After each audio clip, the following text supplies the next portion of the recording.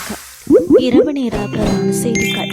செய்திகளின் ஊடாக நர்மதா சிறையில் முதலில் தலைப்புச் செய்திகள். குடிநீர் போத்தல்களை அதிக விலைக்கு விற்ற சுற்றுலா பயணி நீதிமன்றத்தின் அதிரடி உத்தரவு. வாகன இறக்குமதியை கட்டுப்படுத்த அரசு மற்றும் மத்திய வங்கி எடுத்த நடவடிக்கைகள். கோர்முஸ் நீரிணையில் கன்னிவடியில் சிக்கி சிதறியது எண்ணெய் கப்பல். இனி விரிவான செய்திகள்.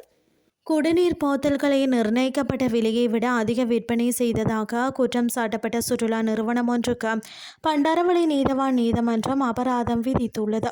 நுகர்வோர் விவகாரங்கள் ஆணையகத்தின் புலனாய்வு அதிகாரிகள் கடந்த 10ஆம் தேதி மேற்கொண்ட சோதனையின் போது இந்த விடயம் கண்டறியப்பட்டதாக தெரிவிக்கப்பட்டுள்ளது.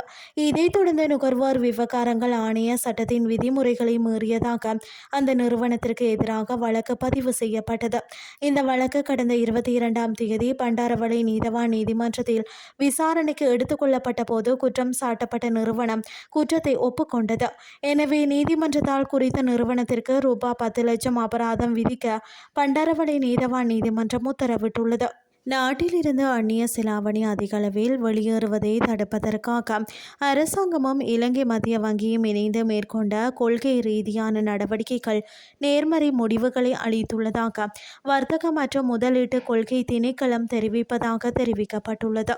வாகன இறக்குமதிக்காக விதிக்கப்பட்ட 50% தற்காலிக சுங்க இறக்குமதி வரி மேலதிக கட்டணம் மற்றும் மத்திய வங்கி அறிமுகப்படுத்திய கடன் மற்றும் பெறுமதி விகித கட்டுப்பாடுகள் காரணமாக வாகன இறக்குமதி கணிசமாக குறைந்துள்ளதாக திணைக்களத்தின் பணிப்பாளர் நாயகம் IJ அபேரத்ன குறிப்பிட்டுள்ளார். குறிப்பாக 2026 மே 16 முதல் 3 மாதங்களுக்கு நடைமுறைக்கு வரும் வகையில் பல்வேறு வாகன வகைகளுக்கு இந்த 50% வரி விதிப்பதுடன் மே 25 முதல் வாகன கடன்களுக்கான LTV விகிதத்தையும் மத்திய வங்கி 10% குறைத்தது.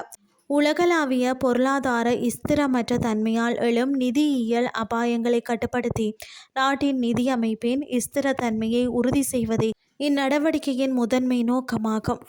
இனி வெளிநாட்டு செய்திகள்.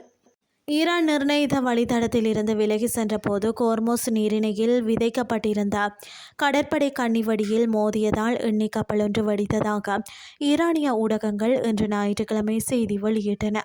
அரசு சாரா மெஹர் செய்தி நிறுவனத்தின்படி அந்த முக்கியத்துவம் வாய்ந்த நீர்வழியில் கன்னிவடியில் மோதுவதற்கு முன்பு ஈரான் நிர்ணயித்த வழித்தடத்தில் இருந்து அந்த எண்ணெய் கப்பல் விலகி சென்றதாக நம்பகமான ஒரு வட்டாரம் டெபாபிரா செய்தி இணையதளத்திடம் தெரிவித்துள்ளது. உயிரிழப்புகள், கப்பலின் அடையாளம் அல்லது சேதத்தின் அளவு குறித்து எந்த தகவலும் கிடைக்கவில்லை. ஜூன் 26 அன்று கோர்முஸ் நீரிணை வழியாக செல்வது தெஹ்ரான் நிர்ணயித்த வழித்தடங்கள் மூலம் மட்டுமே அனுமதிக்கப்படும் என்றும் ஈரான் எச்சரித்தது. வாஷிங்டன் கோர்முஸ் நீரிணை வழியாக தடையற்ற போக்குவரத்திற்கு அழைப்பு விடுத்துள்ள நிலையில் தெஹ்ரான் தனது கடற்கரைக்கு அருகிலுள்ள ஒரு கால்வாய் வழியாக ஈரானால் நிர்வகிக்கப்படும் வழி செலுத்தல் பொறிமுறை கீழ் கப்பல்கள் பயணிக்க வேண்டும் என்றும் வலியுறுத்துகிறது. செய்திகள் யாவும் நிறைவடைகின்றது.